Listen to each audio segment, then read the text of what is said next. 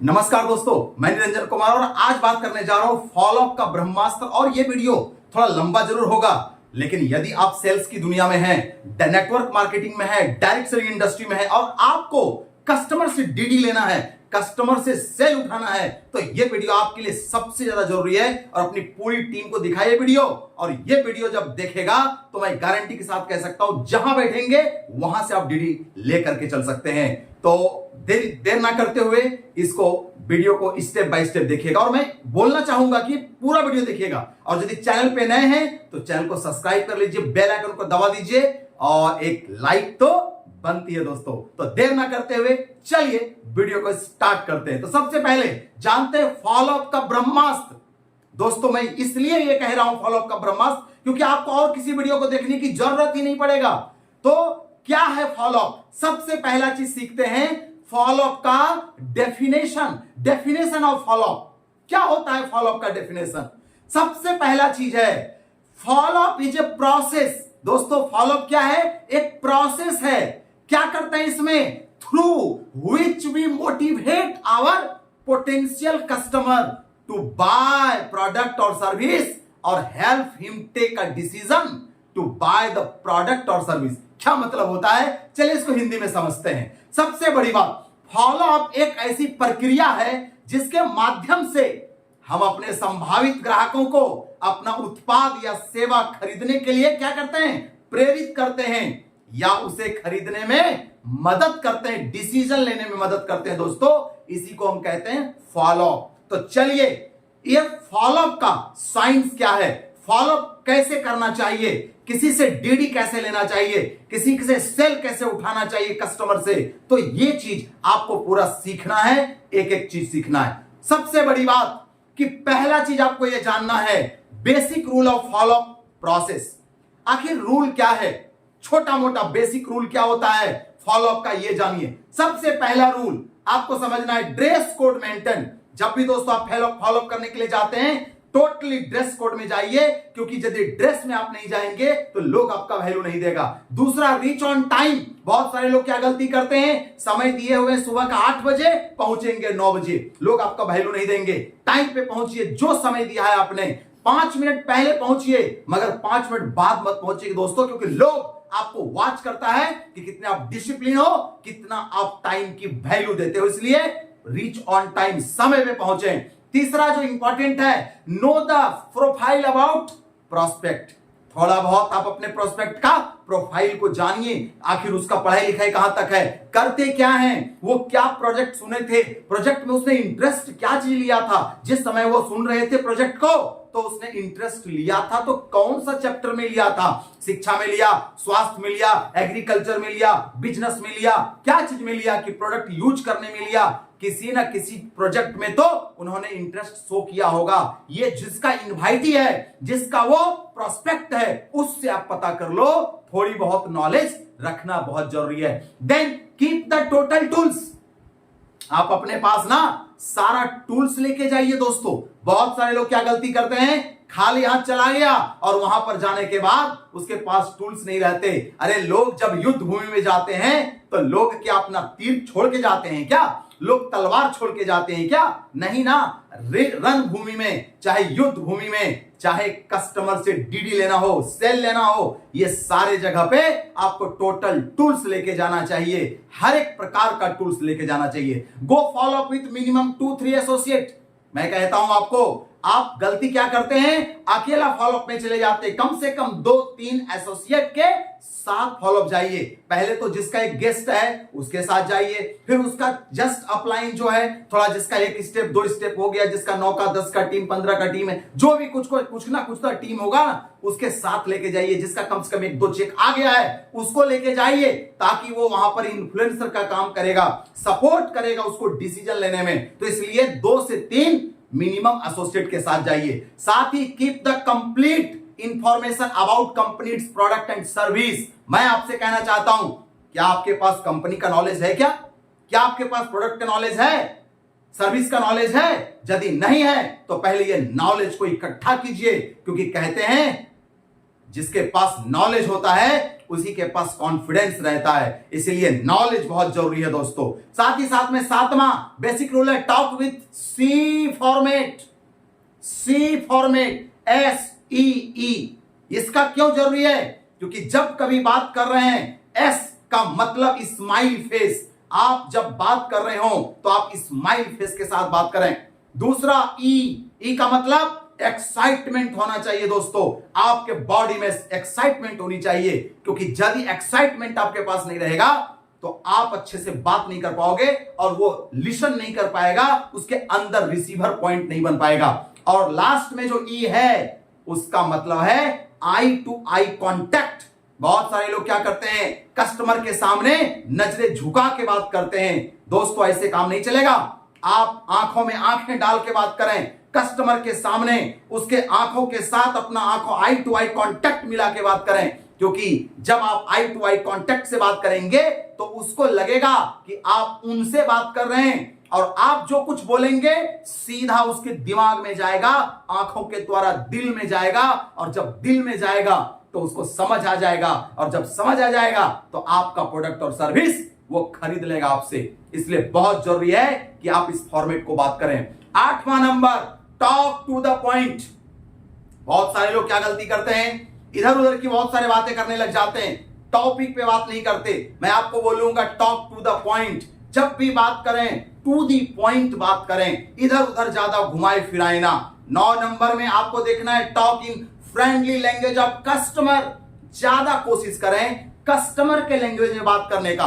मान लीजिए वो हिंदी समझता है, हिंदी में बात करें। यदि वो संथाली समझता है, संथाली में बात करें। उड़िया समझता है, उड़िया में बात करें। असमिज समझता है, असमिज में बात करें। यानी लोकल लैंग्वेज में बात करें। कस्टमर का लोकल लैंग्वेज क्या है? बंगाली है, उड़िया है, असमिज है, बिहारी है, झारखंडी है, जो कुछ भी भाषा उसका है, मैं आपको कहना चाहूंगा कस्टमर के लैंग्वेज में बात कीजिए, ताकि आपके शब्दों को अच्छे से अंडरस्टैंड कर सके आपका कस्टमर। और last but not list 10 number basic rule में क्या है? Talk with respect. कई बार लोग क्या गलती करते हैं, सामने वाला यदि कोई ऑब्जेक्शन करते हैं तो उसका अनरिस्पेक्ट करना शुरू कर देते हैं दोस्तों, उसको ह्यूमिलेट करने लगते हैं। मैं आपको कहूंगा कभी भी कस्टमर को ह्यूमिलेट मत कीजिए। कस्टमर जो भी आपका प्रोस्पेक्ट है उसको कभी भी अनवैल्यू तरीके से बात मत कीजिए, जबकि उसको रिस्पेक्ट देना है, क्योंकि वो लक्ष्मी है, पैसा वही देने वाला है आपको। इसलिए ये 10 बेसिक रूल को आप यदि समझ के चलते हैं तो फॉलोअप आपका तगड़ा होने वाला है और आपको डीडी तो मिलना ही मिलना है। इसलिए इनको समझना जरूरी है। चलिए अब सवाल यह है कि ये बेसिक रूल तो आपने समझ लिया, अब आपको समझना होगा दुनिया के बारे में, लोगों के बारे में, पीपल के बारे में, क्योंकि आप जिसका फॉलोअप करने के लिए जा रहे हैं उसके बारे में जानना बहुत जरूरी है। दोस्तों आपको समझना अंडरस्टैंडिंग अबाउट पीपल। आपको ना थोड़ा दुनिया का साइकोलॉजी को समझाने की कोशिश करता हूं, थोड़ा आप समझने की कोशिश कीजिएगा। आप दुनिया में किसके पास जाओगे फॉलोअप करने के लिए? आदमी के पास, मनुष्य के पास। आपका प्रोजेक्ट सुनने के लिए कौन आया था? इंसान आए थे, मनुष्य आए थे। तो मनुष्य की कुछ क्या होती है? साइकोलॉजी होती है। मैं कहना चाहूंगा इसको थोड़ा सा ना गहराई से आप समझने की कोशिश कीजिएगा। देखिए आपके चेहरे पर ये जो स्क्रीन पर आप देख रहे हैं ना, ये ब्रेन, ये जो माइंड है, ये माइंड हर इंसान क्या करता है मालूम है? आप देख रहे हैं ना ताला लगा हुआ है, ये ताला लगा के रखते हैं अपने ब्रेन में। हर आदमी जिसके पास भी आप जाओगे वो अपने ब्रेन में एक ताला मार के बैठा होता है। क्या क्या चीज का ताला मारा हुआ रहता है? सबसे पहला सेल्फ ओपिनियन का ताला। दोस्तों हर इंसान का हर चीज के बारे में अपनी एक ओपिनियन है, अपनी एक राय है। तो राय कैसे बनती है? सोसाइटी से बनती है। तो डायरेक्ट सेलिंग बिजनेस के प्रति उनका एक अपना अलग राय है। क्या राय है? आपको भी पता है, ये तो ठगने वाला है, ये तो लूटने वाला है, ये तो टोपी पहनाने वाला है, ये बुड़बक बनाने वाला है, ये झूठ बोलने वाला है, ये चीटिंगबाज है। ना जाने कितनी सारी ओपिनियन लेके पहले से वो बैठा हुआ है। तो जब आप जाओगे तो जल्दी आपके बातों को एक्सेप्ट नहीं करेगा। मैं बताऊंगा एक एक करके कैसे एक्सेप्ट करेगा। पहले ये टॉपिक को आप समझिए। सेकेंड चीज क्या लेके बैठा है? Incomplete knowledge. मैं आपसे पूछना चाहता हूं, क्या वो ये जानता है कि डायरेक्ट सेलिंग इंडस्ट्री के ऊपर कानून बन चुका है? नहीं जानता। क्या वो ये जानता है कि दुनिया के जितने बड़े देश हैं, चाहे वो अमेरिका हो, चीन हो, ऑस्ट्रेलिया हो, रूस हो, फ्रांस हो, जर्मनी हो, इटली हो, ऐसे बड़े बड़े कंट्री आज डायरेक्ट सेलिंग को अपनाए हुए हैं? क्या वो जानते हैं? क्या नहीं जानते हैं। अधकचरा नॉलेज है। और आपने सुना होगा एक गांव के अंदर में कहे जाते हैं, अधगल गगरी छलकत जाए। तो वो व्यक्ति क्या करता है, अधूरा नॉलेज लेकर के आपके सामने, उनको लगता है ये क्या बताएगा, मैं सब जानता हूं, और उसके पास अधूरा नॉलेज रहता है। देन दूसरा सेल्फ बिलीफ, कुछ बिलीफ सिस्टम बना हुआ है। जैसे ही उसको आप बोलोगे ये बिजनेस से आप अमीर बन सकते हैं, उसके दिमाग में जाएगा, अरे हम तो गरीब आदमी हैं, गरीब हमेशा गरीब रहेगा, अमीर और अमीर बनता है, गरीबों का कोई सुनने वाला नहीं है, भगवान भी अमीरों का ही सुनता है, मेरा धरती पर कोई नहीं है, मैं तो कम पढ़ा लिखा हूं, मैं तो देखने में सुंदर नहीं हूं। ये उनकी सेल्फ बिलीफ होती है। और ये सेल्फ बिलीफ की वजह से उसका दिमाग मजबूत नहीं बल्कि कमजोर रहता है, वो किसी का सुनने के लिए रेडी नहीं रहता है। और बचा खुचा भी टंकी यदि खाली है तो क्या चीज से भरा हुआ रहता है मालूम है? ईगो। ईगो, घमंड, चाहे उसको पैसे का घमंड, चाहे सुंदरता का घमंड, चाहे थोड़ा सा ज्यादा पढ़ लिया इसका घमंड, मैं नहीं कह सकता हूं किसका घमंड, लेकिन कुछ ना कुछ घमंड रहता है, ईगो रहता है इंसान के पास में। और ये चारों चीजों से आप देख रहे हैं ना, ये चारों चीजों से ये क्या करेगा, ये पूरा का पूरा अपने दिमाग को लॉक करके बैठा हुआ है दोस्तों। तो ये आपको पीपल के बारे में इतनी समझ तो आ गई ना कि अब जिसके पास भी जाओगे आपको ये ताला का चाबी ढूंढ के लेके जाना पड़ेगा, ताकि ये ताला खोलोगे और उस दिमाग के अंदर घुसोगे। और जब दिमाग के अंदर घुसोगे और उसको समझाओगे, उसके खोपड़ी में जाएगा, तो आपका प्रोडक्ट और आपकी सर्विस वो परचेज कर लेगा। तो चलिए आगे एक और कॉन्सेप्ट को समझते हैं। देखिए दोस्तों, जब आप इसको बात समझ में आ गया तो आपको एक और कॉन्सेप्ट आपको समझना पड़ेगा कि ये जो दुनिया है ना, ये दुनिया चीजों को समझती कैसे है, समझने का उसका तरीका क्या है, इसको समझना बहुत जरूरी है। तो और एक चलते हैं अंडरस्टैंडिंग अबाउट पीपल, एक और कॉन्सेप्ट को समझते हैं। देखिए दोस्तों, इस दुनिया में 4 अलग अलग कैटेगरी के पर्सनालिटी होते हैं। और मैंने एक और वीडियो में बताया था, लेकिन फिर भी ये चूंकि फॉलोअप का वीडियो है इसलिए इसमें आपको समझना जरूरी है।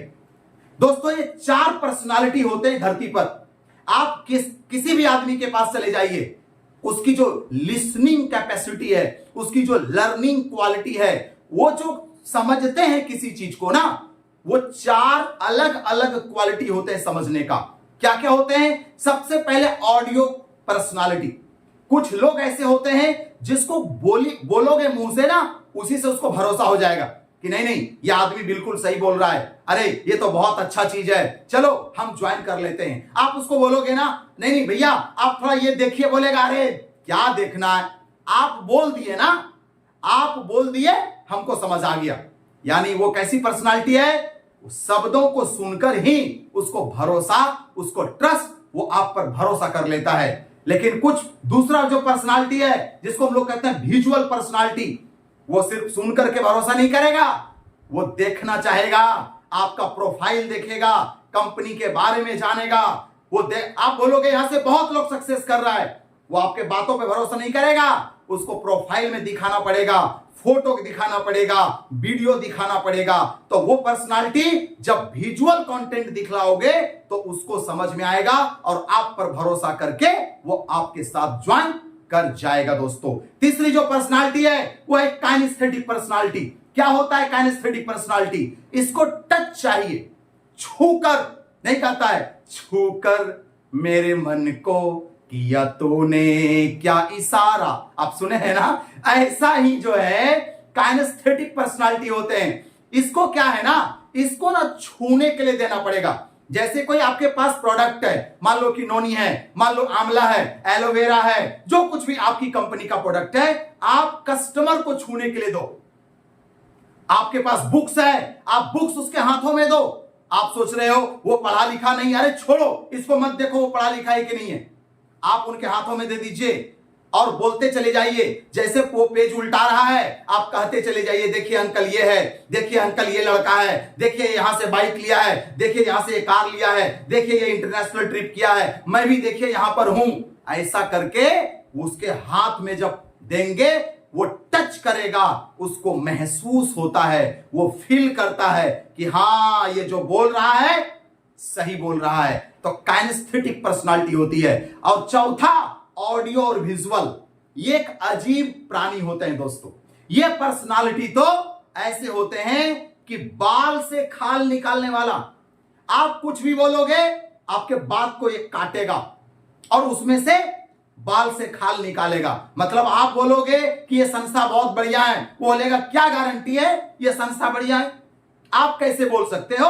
आप बोलोगे ये सब भागने वाला नहीं है, बोलेगा ऐसा कितना आया और कितना चला गया। आप क्या बोलोगे? मैंने ऐसे हजारों संस्था को देखा है जो भाग चुकी है। मतलब वो बात बैठने ही नहीं देगा। तो ऑडियो और विजुअल पर्सनालिटी है। अच्छा, ये कैसे संतुष्ट होते हैं? इसको संतुष्ट करने के लिए डेटा, फैक्ट यानी तथ्य चाहिए। इसको ना गहराई से बात करना होगा। इसको आप ऊपर ऊपर लेयर में बात करोगे ये आपसे सेटिस्फाइड नहीं होने वाला। आपको इसको डेटा के साथ, तथ्यों के साथ, कंपनी का प्रोफाइल क्या है, कंपनी का प्रोडक्ट क्या है, कंपनी का प्रोसेस क्या है, कंपनी का प्लान क्या है, ये सारी गहराइयों को वो समझने की कोशिश करेगा। और यदि आपने उसे गहराइयों में बताया तो गारंटी के साथ वो आपके साथ ज्वाइन कर जाएगा। तो 4 तरह के अलग अलग पर्सनालिटी होते हैं। अब आपको तो पता है नहीं कि किसके सामने बैठे हैं, इसीलिए आप चारों का मिश्रण उसके सामने प्रस्तुत कीजिए। आप अच्छे से ऑडियो पर्सनालिटी के साथ बात कीजिए। आपके ऑडियो यानी कि आप जब बोल रहे हो तब शब्दों में इमोशन होना चाहिए, शब्दों में मोटिवेशन होना चाहिए, शब्दों में एक्साइटमेंट होनी चाहिए। आपका बोलने के टाइम में बॉडी लैंग्वेज अच्छा होना चाहिए, आई टू आई कांटेक्ट होना चाहिए, जो अभी मैंने सी फॉर्मेट आपके साथ बात किया। विजुअल भी साथ कीजिए, उसको दिखाने वाला भी काम कीजिए, उसको हाथ में देके फील भी कराइए और साथ साथ में गहराई से, कॉन्सेप्चुअल तरीके से उनको बताइए कि ये कंपनी क्यों नंबर 1 है, ये कंपनी क्यों अच्छा है, इस कंपनी ने क्या क्या काम किया है, ये कंपनी सोसाइटी के लिए क्या करती है, ये कंपनी देश के लिए क्या करती है, ये कंपनी युवाओं के लिए क्या करती है, ये कंपनी से आपका भविष्य कैसे बदलेगा, ये कंपनी का प्रोडक्ट कैसा है। एक एक चीज उसको गहराई से बताइए। जब ये चारों तरीका आप अपना लोगे तो कैसा भी आदमी होगा ना, आपको नहीं पता, लेकिन चारों फार्मूला आपने क्या किया, उस पर आजमा दिया, तो जो भी पर्सनालिटी होगा वो संतुष्ट हो जाएगा। और जब वो संतुष्ट हो जाएगा आपको डीडी दे देगा, आपके साथ ज्वाइन कर जाएगा जो आप चाहते हैं। तो ये अभी तक आपने समझा पीपल को लेकर के। अब चलते हैं आगे की ओर, फार्मूला समझते हैं कि इसके क्या स्टेप्स हैं और वो स्टेप्स को समझते हैं। दोस्तों देखिए, फॉलो करने का 5 स्टेप्स है। सबसे पहला कनेक्ट विथ प्रोस्पेक्ट, पहला स्टेप। दूसरा स्टेप है ask some open ended question.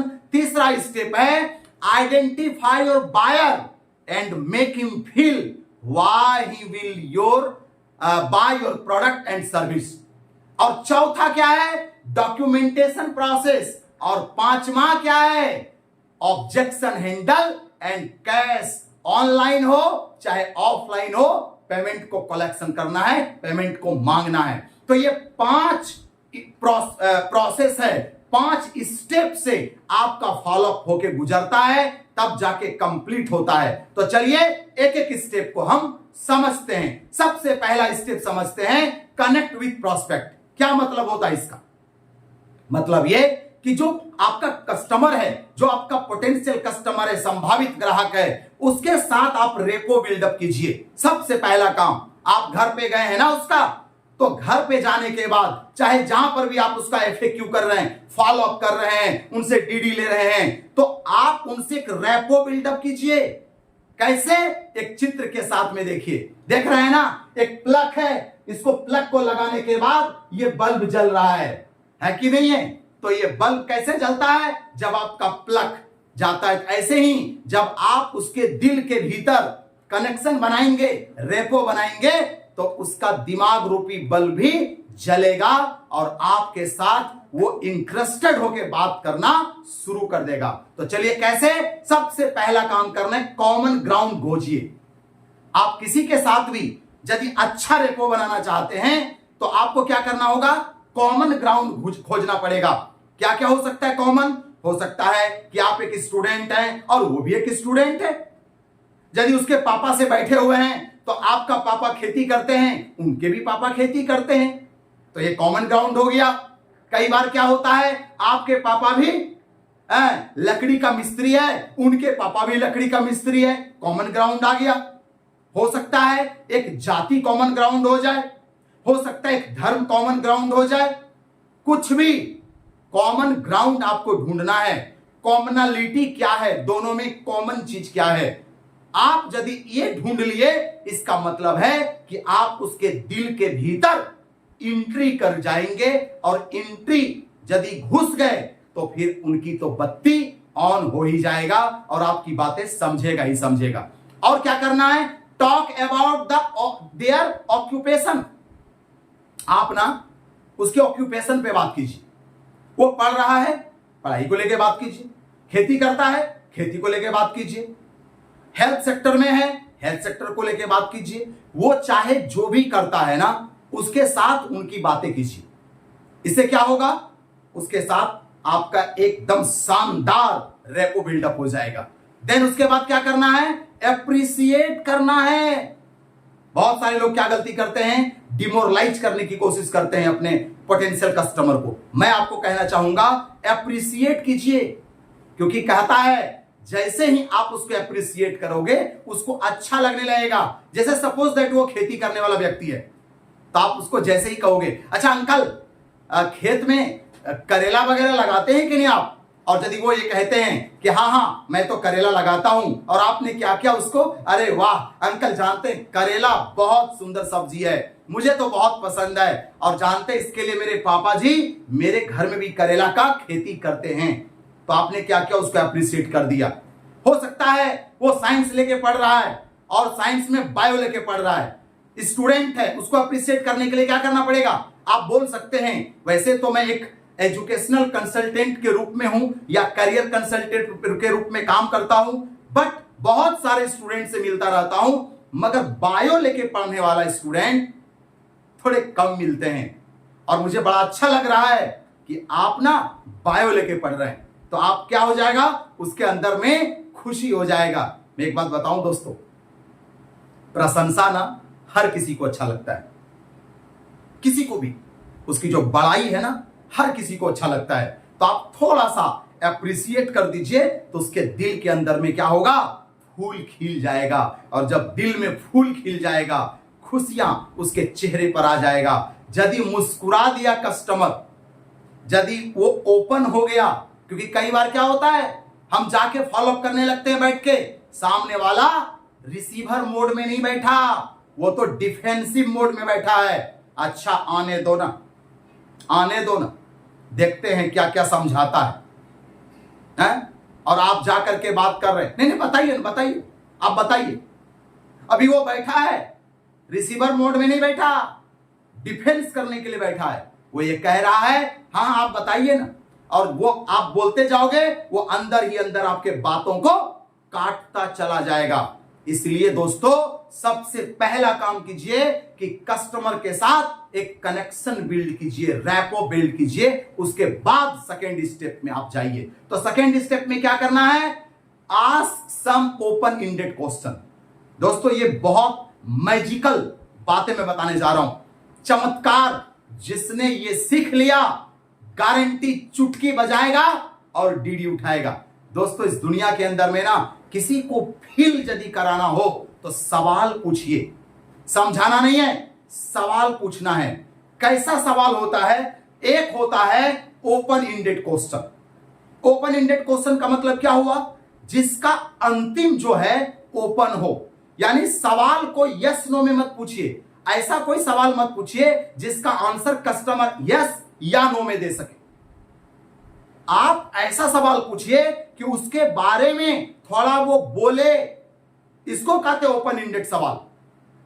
दूसरा सवाल क्या होता है, close ended question, close ended question का मतलब जिसका उत्तर सिर्फ यस नो में ही दे सकता है।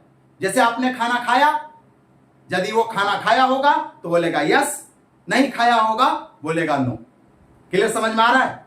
तो जो सब सवाल का उत्तर सिर्फ यस नो में हो उसको बोलते हैं क्लोज एंडेड क्वेश्चन। और जिस सवाल का उत्तर यस नो में ना बल्कि कस्टमर को कुछ ना कुछ तो ब्रीफिंग करना पड़ेगा, उसके बारे में बताना ही होगा, तो ऐसे सवाल को ओपन एंडेड क्वेश्चन हम कहते हैं। और एक और प्रकार के सवाल होते हैं जिसको हम कहते हैं ऑलवेज यस क्वेश्चन। ये कब करते हैं हम? जब किसी के साइको के अंदर में, किसी के ब्रेन के अंदर में यस पैटर्न को तैयार करना है। क्या आप करियर बनाना चाहते हैं? वो बोलेगा यस। क्या आप गाड़ी खरीदना चाहते हैं? यस। आप जीवन में कुछ बड़ा आदमी बनना चाहते हैं? यस। आप स्वस्थ रहना चाहते हैं? यस। आप करोड़पति बनना चाहते हैं? यस। आप घूमना फिरना चाहते हैं? यस। आप लाइफ में सक्सेस होना चाहते हैं? यस। इसको बोलते हैं कस्टमर को ना एक यस पैटर्न में लेके जाना। और जानते हैं हमारा माइंड क्या होता है? यदि 3 से 4 बार यस यस यस बोल दिया तो वो एडमिशन के लिए भी यस कर देगा और आपको डीडी दे देगा। तो ये हो गया क्या? दूसरा। और चलते हैं और कुछ मैं मॉडल सवाल आपके सामने रखता हूं। जो सवाल ये मॉडल है, ये नहीं कि मैं ये कह रहा हूं कि यही पूछना, ये मॉडल है। आप अपने से इससे रिलेटेड सवाल को बनाइए। आपका कंपनी जो कुछ भी करता है उससे रिलेवेंट सवाल को तैयार कीजिए। देखिए कुछ सवाल मैं आपके सामने रख रहा हूं। सबसे पहला, सपोज दैट कि आप एजुकेशन सिस्टम में काम कर रहे हैं, तो आप क्या बोल सकते हैं? आपके हिसाब से करियर बनाने में टेक्निकल शिक्षा किस प्रकार मदद करती है? अब आप देखिए, यह प्रश्न ना पूछने के बाद सामने वाला इंसान आपको यस नो में जवाब नहीं दे सकता, बल्कि उसे कुछ थोड़ा बहुत ब्रीफ करना पड़ेगा, थोड़ा बहुत बोलना पड़ेगा, है कि नहीं है? एक और सवाल देखिए, आपके जीवन में करियर का क्या महत्व है? तो यस नो तो नहीं बोलेगा, वो कुछ ना कुछ ब्रीफिंग करने की कोशिश करेगा। जैसे कि मेरे जीवन में करियर का ये महत्व है, ये महत्व है, ऐसा करके कुछ ना कुछ वो डिटेल में कुछ ब्रीफ करने की कोशिश करेगा। साथ ही साथ में आप अपने स्वास्थ्य को कितना महत्व देते हैं? मान लीजिए आप हेल्थ सेक्टर में काम करते हैं, आपकी कंपनी में बहुत सारे प्रोडक्ट है, तो आप प्रोडक्ट लेकर के किसी को सेल आउट करने के लिए गए हैं, तो यदि आपने उसके यह सवाल पूछ दिया तो वो हेल्थ को लेकर के आपको कुछ ना कुछ ब्रीफ करना पड़ेगा और बोलना शुरू कर देगा। देन दूसरा सवाल, आप अपने शरीर को ठीक रखने के लिए क्या क्या कदम उठाते हैं?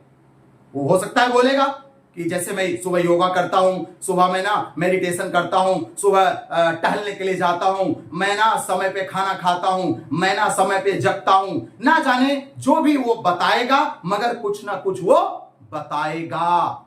इसलिए वो यस नो में जवाब दे ही नहीं सकता। ये सारे दोस्तों जो मॉडल है प्रश्न के ना, ये ओपन एंडेड क्वेश्चन के मॉडल हैं। आप इस तरह से और बना सकते हैं। चलिए और एक क्वेश्चन लेते हैं। तो आपके विचार से बीमार होने के बाद शरीर के बारे में सोचना चाहिए या बीमार होने से पहले? मान लीजिए आपसे कोई सवाल पूछेगा तो आप क्या बोलेंगे? बीमार होने से पहले सोचना चाहिए, क्योंकि बीमार होने के बाद यदि सोचेंगे तो पैसा भी ज्यादा खर्चा होगा, समय भी ज्यादा लगेगा और टेंशन भी ज्यादा आएगा, पूरा परिवार उलझ जाएगा और जान जाने की खतरा बढ़ जाएगी। ऐसे करके ना आपको मॉडल तैयार करना है प्रश्न का। देन और कुछ प्रश्न लेते हैं। आपके हिसाब से क्या कारण है कि 100 लोग में सिर्फ 3 से 5 लोग ही सफल हो पाते हैं? आपने क्या किया? कारण पूछ लिया, तो उसके समझ में, उसकी ओपिनियन के हिसाब से, उसका अंडरस्टैंडिंग के हिसाब से जो कुछ भी होगा वो आपको ब्रीफ में बताना शुरू कर देगा। तो ये कुछ सवाल मैंने आपके सामने रखा है। देखें दोस्तों, मैं फिर से कह रहा हूं, कोई गारंटी नहीं है कि यही सवाल आप पूछें। आप ना मॉडल बनाइए प्रश्न का कि सामने वाला का दिमाग के भीतर घुसना है आपको, क्योंकि किसी को फील कराने के लिए सवाल पूछना जरूरी है। और यदि आप सवाल पूछने के लिए सीख गए तो गारंटी से आप चुटकी बजाओगे और डीडी मिल जाएगा। दोस्तों ये सबसे इंपॉर्टेंट चीज है। चलिए और आगे बढ़ते हैं। तीसरे क्या बोलते हैं, तीसरे स्टेप पर हम लोग पहुंचते हैं। और तीसरे स्टेप में क्या करना होगा? आपको ढूंढना पड़ेगा कि असली कस्टमर कौन है आपका। मान लीजिए आप किसी के घर में गए हैं तो आपको 3 अलग अलग लोग मिल सकते हैं। कोई इन्फ्लुएंसर होगा, कोई बायर होगा और कोई यूजर होगा। इन्फ्लुएंसर का मतलब क्या होता है? उकसाने वाला। जैसे होता है ना, अगल बगल के भी कुछ काका बाबू लोग होते हैं ना, वो आते हैं, कोई कहता है ये इन्फ्लुएंसर दोनों प्रकार का हो सकता है, या तो निगेटिव या तो पॉजिटिव हो सकता है। अगल बगल का लोग है, उसको नहीं मालूम इसके बारे में, तो आकर के वो पहले सुनेगा, समझेगा और फिर आपके प्रोस्पेक्ट को वो क्या करेगा? इन्फ्लुएंस करेगा। हाँ बहुत बढ़िया है, कर लो ना। जैसे मैं उदाहरण देके बताता हूं, जब एक महिला साड़ी लेने के लिए जाती है और यदि पति के साथ गया हुआ है तो वो पति से पूछती है, ए जी ये साड़ी कैसा है? यदि पति कह दिया हाँ हाँ ठीक है बहुत बढ़िया है, या अगल बगल में वो जब साड़ी देख रही थी तो बगल में और दो लेडीज है, वो भी साड़ी देख रही है, और वो इसको कह दे कि जानते हैं दीदी ये वाला साड़ी आप पर बहुत जमेगा, अब पता है क्या होगा? एक बगल वाली लेडी ने आपके परिवार को कह दिया, इसका मतलब अब वो पक्का वो साड़ी खरीदेगा। क्यों हुआ ऐसा? क्योंकि इन्फ्लुएंसर मिल गया। तो मैंने जो कहा था कि 2 या 3 एसोसिएट के साथ जाइए, इसके पीछे का यही साइंस है कि आपका एसोसिएट जिसका चेक आ चुका है, जिसका कुछ इनकम आ चुका है, जिनका कुछ टीम है या जिनका कुछ अचीवमेंट है, जब उसको साथ में लेके जाते हैं तो वो पॉजिटिव इन्फ्लुएंसर का काम करता है। देखिए ना अंकल, हम भी 6 महीना पहले किए थे। वो कहेगा देखिए ना चाचा, मैं भी 1 साल पहले किया था। देखिए ना दीदी, मैंने भी तो 2 महीना पहले एडमिशन लिया है। और ये इन्फ्लुएंस करता है। तो ये इन्फ्लुएंसर भी बहुत जरूरी है। और उसके बाद बायर, जो नोट गिन करके देगा, जो भी आपके पैकेज है कंपनी में, वो पैकेज का जो पैसा है वो तो बायर देगा ना, यूजर तो नहीं देगा। मान लो एक साबुन है, साबुन लगाएगा बच्चा, पैसा कौन देगा? उसके पापा या मम्मी। तो बायर आपके लिए कौन हो गया? पापा या मम्मी हो गया। यूजर कौन हो गया? उसका परिवार हो गया। ऐसे ही कोई भी प्रोडक्ट है तो इन्फ्लुएंसर के बाद ही वो प्रोडक्ट कोई खरीदता है, और बायर पैसा लगाता है और यूजर यूज करते हैं। दोस्तों, तो आपको ध्यान रखना पड़ेगा कि आप इन्फ्लुएंसर वहां पर यदि कोई बाहर नहीं है तो आपके साथ इन्फ्लुएंसर गया है, और यदि बाहरी इन्फ्लुएंसर है तो पहले से सतर्क हो जाइए कि वो आपको निगेटिव कर सकता है, आपके कस्टमर को।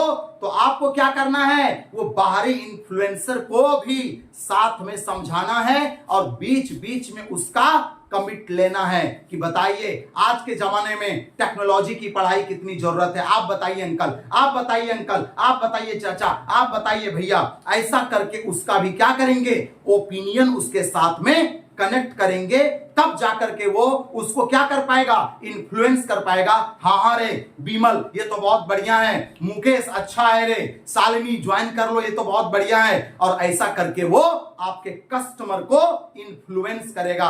हो सकता है कि उसको बोलेगा, आपका एजुकेशन का लेने के लिए गए हैं, तो हो सकता है वो कहेगा कि जानते हैं फलना भैया, ये ना आपके बेटा के लिए सबसे अच्छा है, कर लीजिए, मत सोचिए पैसा कौड़ी के लिए, क्योंकि ये इस तरह का पैसा बहुत आप कमाइएगा, बाल बच्चा पढ़ लेगा, जिंदगी में आगे बढ़ जाएगा और आपका भी नाम होगा। इस तरह से इन्फ्लुएंसर उकसाने का काम करता है, तैयार करने का काम करता है, और फिर बायर नोट निकाल के आपको देता है, और यूजर को प्रोडक्ट को इस्तेमाल करना है तो यूजर को भी आपको समझाने की जरूरत है कि ये प्रोडक्ट की क्वालिटी क्या है, ये प्रोडक्ट यदि यूज करेगा उसको क्या फायदा है। मान लीजिए आप आंवला लेके गए हैं, नोनी लेके गए हैं, एलोवेरा जूस लेके गए हैं, चाहे क्या बोलते हैं किडनी का टैबलेट है, चाहे लीवर का टैबलेट है, जो कुछ भी आपके पास में है, चाहे कोई सुपर फूड है, कुछ भी है आपकी कंपनी के पास में, तो उसका एडवांटेज क्या है, उसका बेनिफिट क्या है, वो यूजर के सामने, बायर के सामने, इन्फ्लुएंसर के सामने जब मोहब्बत से, प्यार से, एक्साइटमेंट के साथ जब आप बताते हैं तो उसके अंदर ट्रस्ट जनरेट होता है, और जब ट्रस्ट जनरेट होगा तभी तो पैसा देगा ना। क्योंकि no trust no transaction. Transaction मतलब पैसे की लेनी देनी, यहां पर आपको पैसा देने का बात है ना भैया। तो ट्रस्ट नहीं होगा तो ट्रांजैक्शन भी नहीं होगा। वो व्यक्ति आप पर ट्रस्ट करेगा, आपके प्रोडक्ट पे ट्रस्ट करेगा, कंपनी पे ट्रस्ट करेगा तो आपको पैसा देगा और आपसे सामान या आपकी सर्विस जो कुछ भी है आपसे परचेज कर लेगा। तो ये तीसरा था। चलिए चलते हैं चौथे स्टेप की तरफ में। चौथा स्टेप क्या है? Objection handling.